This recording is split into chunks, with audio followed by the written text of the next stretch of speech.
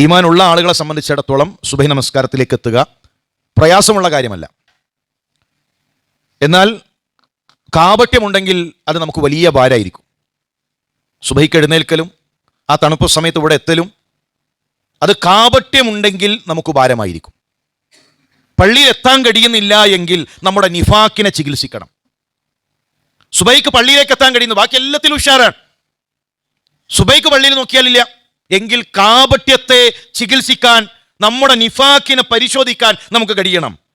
റസൂലുള്ളാഹി സ്വല്ലല്ലാഹു അലൈഹി വസല്ലം തങ്ങൾ പറഞ്ഞു, ഇന്ന അസ്ഖല സ്വലാത്തിൻ അലൽ മുനാഫിഖീൻ സ്വലാത്തുൽ ഇശാ വ സ്വലാത്തുൽ ഫജ്ർ. മുനാഫിഖീങ്ങൾക്ക് വലിയ ഭാരമായിരിക്കും. മുനാഫിഖീങ്ങൾക്ക്, ഇസ്ലാമിന്റെ പേരുള്ള, ഇസ്ലാമിന്റെ കൂടെക്കൂടികളായിട്ടുള്ള മുനാഫിഖീങ്ങളായ ആളുകൾക്ക് സുബഹി നമസ്കാരം ഭാരമായിരിക്കും, ഇശാ നമസ്കാരം ഭാരമായിരിക്കും. ഇനിയിപ്പോ ഇശാ കൂടെ ഉണ്ടല്ലോ, എന്നാഞ്ഞപ്പോ നീ ഇശാ ഇവിടെ തന്നെ മതി. ഇശാ അവർക്ക് ഭാരമാണ്, സുബഹി നമസ്കാരം ഭാരമാണ്.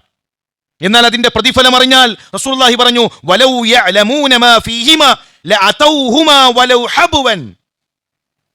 മുട്ടിലടഞ്ഞിട്ടാണെങ്കിലും പള്ളിയിലെത്തും. സുബഹി നമസ്കാരത്തിന്റെ പ്രാധാന്യം തിരിച്ചറിഞ്ഞിരുന്നെങ്കിൽ, നടക്കാൻ വയ്യ, കാലിന് പ്രയാസമുണ്ട്, മുട്ടിലിടഞ്ഞുകൊണ്ടെങ്കിലും അവർ ജമാഅത്തിനെത്തുമായിരുന്നു എന്ന് റസൂലുള്ളാഹി സ്വല്ലല്ലാഹു അലൈഹി വസല്ലം തങ്ങൾ പഠിപ്പിക്കാൻ.